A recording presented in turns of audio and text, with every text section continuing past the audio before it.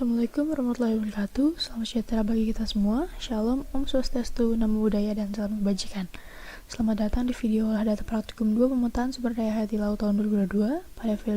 Pada video kali ini kita akan melakukan proses digitasi, di mana proses digitasi ini merupakan proses mengubah data raster menjadi data vektor.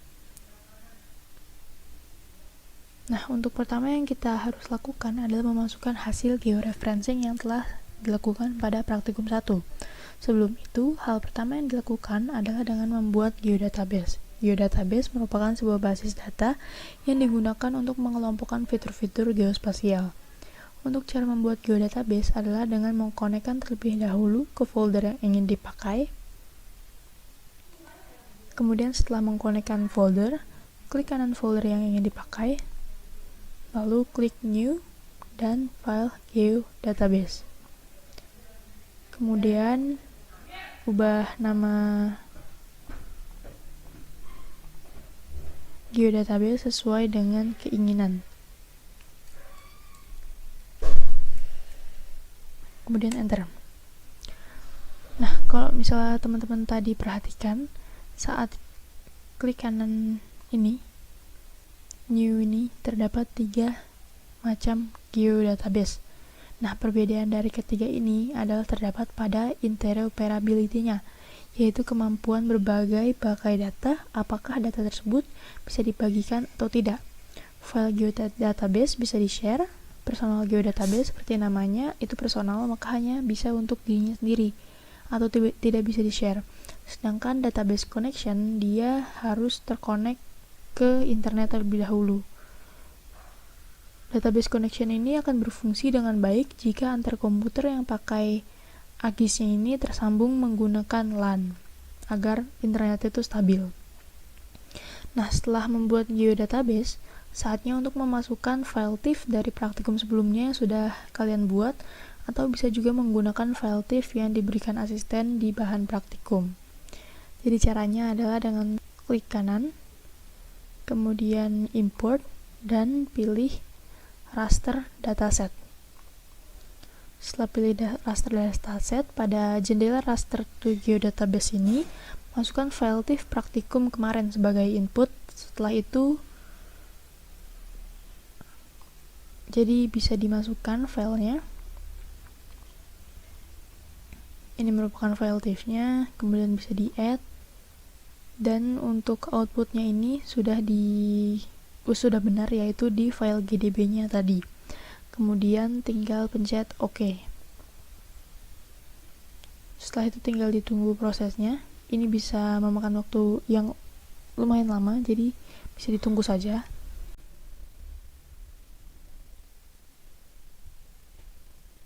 Nah, setelah muncul notifikasi seperti ini dan tanda centang yang ini menunjukkan bahwa TIFF-nya itu berhasil dimasukkan ke geodatabase.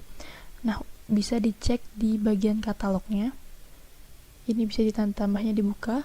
Nah, di sini akan muncul file TIFF dari yang sudah dimasukkan ke dalam geodatabase-nya ini. Nah, ini kalian tinggal di-drag saja file TIFF-nya ke bagian data view sini untuk memunculkan file TIFF-nya ini. Nah, akan muncul seperti ini.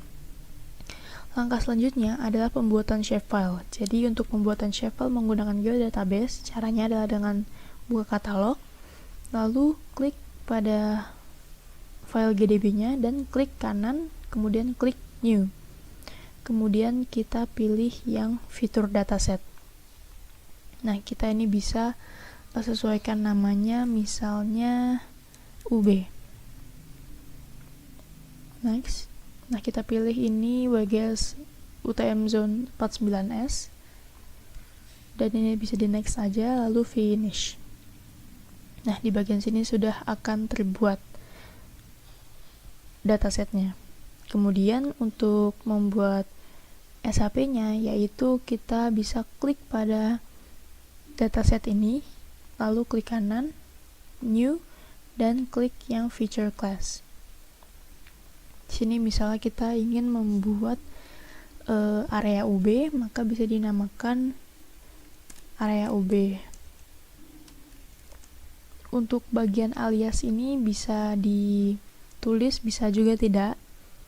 Jadi perbedaannya adalah yang bagian nama dan bagian alias, yaitu untuk bagian nama dia akan, nama yang ditulis di sini itu akan muncul di bagian katalog. Sedangkan untuk alias, apa yang kalian tulis di alias ini akan muncul di table of content, seperti itu.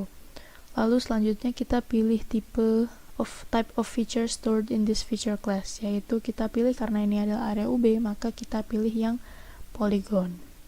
Kemudian klik next. Untuk ini di bagian penamaannya ini tidak bisa menggunakan spasi ya teman-teman, jadi menggunakan underscore. Kemudian klik next. Ini baru bisa. Kemudian next lagi.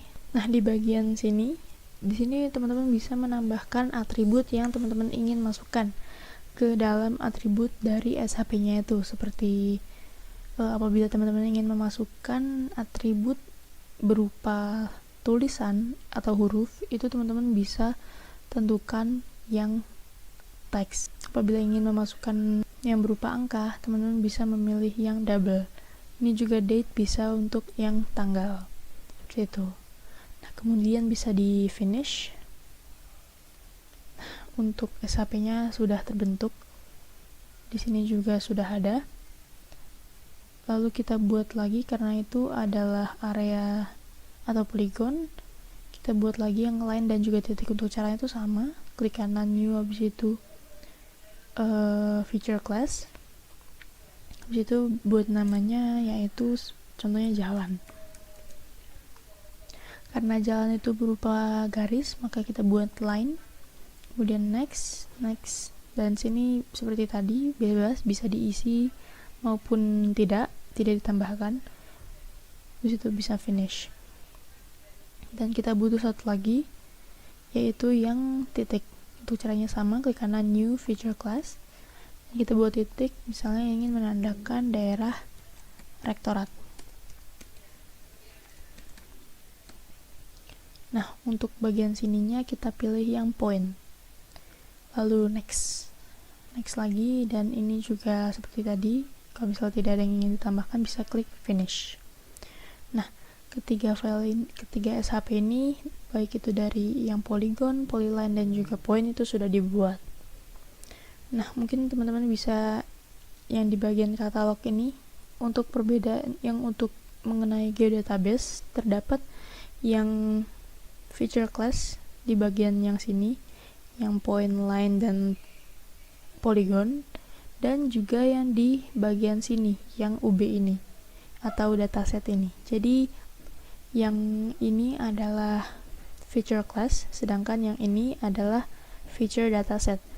Mudahnya ini tuh jadi kayak semacam sistem folder.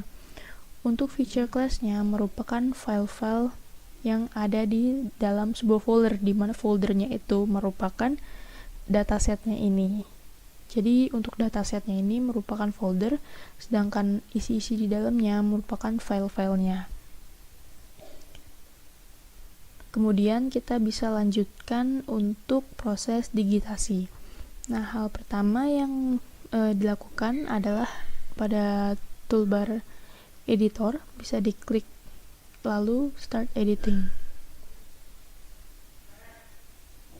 Nah, kemudian cari tool create features di bagian sini, atau karena di sini sudah ada, tinggal klik sini.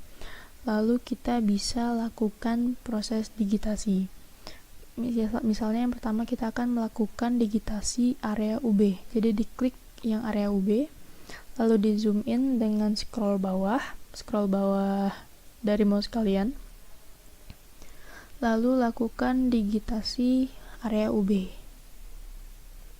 Untuk saat ini, karena hanya untuk percontohan dan juga untuk menghemat waktu, maka akan dibuat batas-batasnya tuh sekasarnya saja. Namun untuk proses digitasi ini seharusnya dilakukan dengan cara mendetail sampai ke batas-batas kecilnya. Nah, kalau misalnya sudah, tadi teman-teman bisa double klik pada titik terakhirnya, Setelah itu untuk area UB sudah terbuat, lalu kemudian kita akan membuat untuk jalan-jalannya. Nah, karena ini kan jalannya tertutup ya, jadi kita bisa matikan dulu layer dari area UB-nya ini. Tinggal dimatikan centangnya. Nah, untuk membuat jalan UB, jadi seperti tadi, kita ke Create Feature, lalu klik yang jalan. Kita bisa zoom in ke daerah jalan-jalannya. Untuk saat ini kita akan memetakan jalan utamanya saja. Namun untuk sebenarnya harus dilakukan digitasi untuk jalan itu harus yang detail atau semua jalannya yang di sini.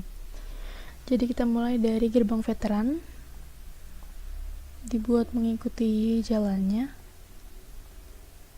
Kemudian di bagian bulatan ini kita bisa hentikan dulu, di double klik, lalu kita klik yang create feature, lalu di bagian construction tools pilih yang circle. Nah, kita buat lingkarannya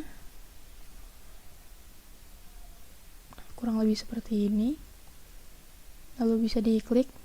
Nah, untuk menyelesaikan pembuatan lingkarannya tadi sehingga berwarna biru. Nah, hal ini bisa dilanjut lagi karena ini kan masih belum menyambung. Di sini masih belum tersambung, jadi kita bisa sambungkan dengan cara klik kanan, kemudian klik edit vertex. Kemudian yang titik terakhirnya ini bisa tinggal disambungkan saja ke garis lingkaran itu. Sampai ada tertanda yang ada tulisan atau tanda yang muncul seperti itu. Bisa dilepas, kemudian untuk menyelesaikan proses editnya atau pengubahannya, kita klik finish sketch. Nah, akan tersambung. Setelah itu kita akan melanjutkan pembuatan jalan dari bundaran hingga gerbang Suhat. Caranya itu kembali seperti tadi, yaitu create feature dan juga klik jalan. Kita mulai dari endpoint lingkaran ini, lalu buat digitasi jalan sesuai dengan jalannya hingga gerbang Suhat. Kemudian kalau sudah, double klik di bagian terakhir. Nah, ini kan sudah terbentuk. Untuk proses digitasi line atau garis itu sudah cukup. Kemudian kita akan lanjutkan dengan membuat digitasi point, yaitu create feature, lalu tinggal klik saja. Untuk poinnya yaitu rektorat, kemudian tinggal kita cari rektorat dan klik gedung rektoratnya. Jadi ini tinggal sekali klik, setelah ada biru-biru seperti ini berarti sudah gedung rektoratnya ini sudah tertandai. Untuk proses digitasi sudah selesai, kemudian kita harus menyimpan hasil dari digitasi ini agar tidak hilang, yaitu dengan klik editor, lalu klik save edits. Kemudian matikan sesi mengedit atau editingnya, dan proses digitasi sudah selesai. Untuk yang polygon area UB-nya tadi bisa dinyalakan, sehingga kurang lebih seperti inilah untuk dihasil digitasi wilayah UB. Nah, selanjutnya setelah proses digitasi, kita akan melanjutkan proses selanjutnya, yaitu memasukkan jalur tracking. Yaitu caranya adalah dengan kita buka katalog, kemudian kita buat terlebih dulu dataset untuk trackingnya dengan klik kanan new, habis itu feature dataset, kemudian kita buat namanya tracking. Setelah itu klik next, 9S, next lagi, dan finish. Setelah terbuat dataset baru kita masukkan hasil dari jalur trackingnya. Caranya adalah dengan klik dataset tracking, klik kanan, kemudian klik import, dan pilih yang feature class multiple. Nah, kemudian masukkan data hasil trackingnya yang pertama dari GPS Garmin, diklik kemudian add. Untuk outputnya sudah benar, yaitu di geodatabase-nya, lalu kita klik OK. Ditunggu prosesnya. Nah, setelah itu hasilnya akan muncul di sini. akan muncul seperti ini. Ini merupakan tadi hasil tracking dari menggunakan GPS Garmin yang telah diubah menjadi SHP. Nah, selanjutnya kita akan memasukkan file tracking satunya lagi. Itu klik kanan lagi, import, dan feature class multiple. Masukkan yang hasil tracking GPS essential, add, oke. Tunggu proses. Dan untuk hasilnya kita bisa klik katalog lalu memindahkan hasil dari GPS Garmin-nya ini, GPS essential-nya ini tinggal di drag ke data view. Nah, akan keluar hasil dari trackingan menggunakan GPS essentials-nya seperti ini. Kemudian setelah dilakukan ini, kita akan mengubah koordinat sistemnya, yaitu dengan cara klik view, kemudian data frame properties. Nah, di sini kita akan memilih WGS 1944 time zone 49S, kemudian klik apply dan OK.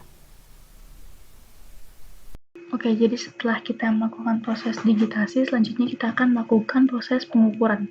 Jadi terdapat dua hal yang kita ukur, yaitu yang pertama adalah luas dari area UB, habis itu juga panjang dari polyline, yaitu jalur tracking.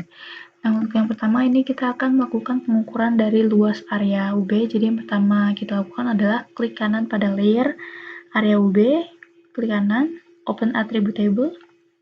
Kemudian kita pilih table options ini, lalu klik yang add field. Di add field ini kita akan menambahkan kolom yang nantinya menjadi kolom untuk ArcGIS ini melakukan perhitungan untuk mengukur luas dari poligon atau area UB tersebut. Nah, untuk kolom ini kita namakan, karena kita akan menghitung luas, jadi kita tulis luas. Kemudian untuk tipenya kita pilih yang double, lalu klik OK. Nah, di sini akan terbuat field atau kolom baru. Nah, untuk melakukan pengukurannya, kita klik kanan dari kolom ini, klik kanan.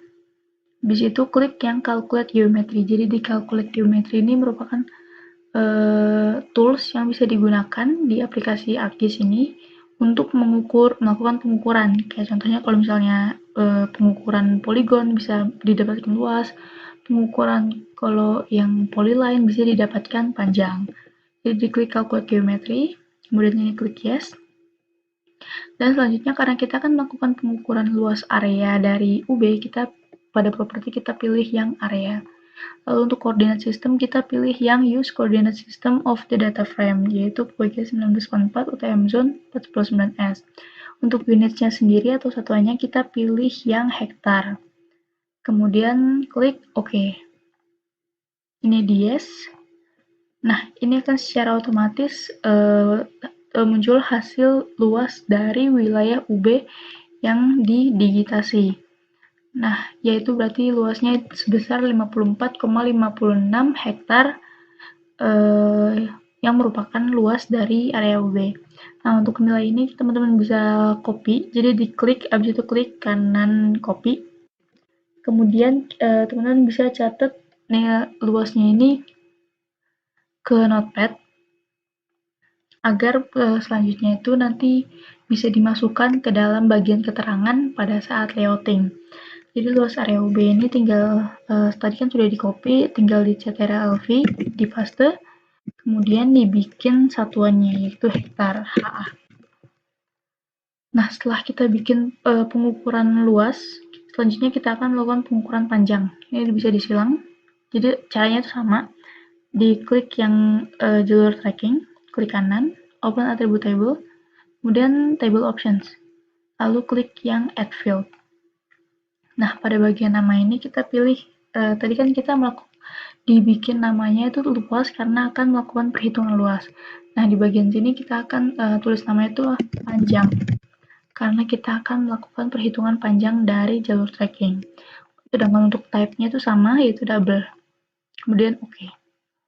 Nah, untuk cara perhitungannya juga sama, tinggal kolomnya ini diklik kanan, Habis itu calculate geometry, ini dies, dan untuk propertinya karena kita akan mengukur panjang, kita pilih yang length.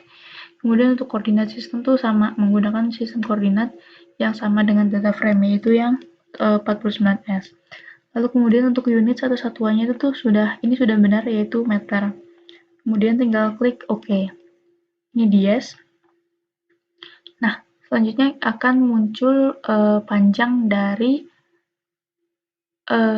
hasil tracking yang dimasukkan, yaitu sebesar 338,58 meter. Nah, untuk hasilnya ini bisa teman-teman catat, tinggal diklik, habis itu klik kanan dan copy, kemudian bisa dicatat di notepad.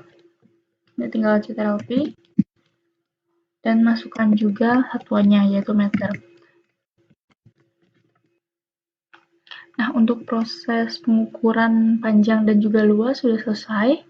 Nah, selanjutnya kita akan melakukan penyesuaian untuk poligon area UB, yaitu dengan cara memberikan sedikit transparansi pada poligon area UB ini. Caranya adalah dengan buka toolbar efek, tinggal di customize, lalu toolbar, dan masukkan efek apabila masih belum ada. Jika sudah ada, itu akan ditampilkan di seperti ini. Nah, untuk memberikan transparansi, caranya adalah tinggal di bagian sini diklik, lalu masukkan layer yang merupakan area UB, kemudian dipilih, lalu di bagian sini di adjust transparency ini bisa diklik, kemudian disesuaikan, yaitu sebesar 50%. Nah, seperti ini, selesai. Dilepas dan akan berubah seperti ini. Untuk area UB-nya akan sedikit menjadi transparan. Setelah itu, klik kotak yang di bawah sini. Kita akan mengubah warna dan juga outline color atau warna garis pinggirnya. Itu caranya dengan diklik sini, lalu tinggal kita pilih saja warna yang kita inginkan. Kemudian untuk outline color kita buat menjadi hitam. Untuk outline width-nya kita buat menjadi 3. Setelah itu bisa pencet OK. Nah, akan berubah menjadi sesuai pengaturan tadi. Nah, cukup sekian untuk olah data praktikum 2, yaitu proses digitasi. Kurang lebihnya mohon maaf. Terima kasih. Wassalamualaikum warahmatullahi wabarakatuh.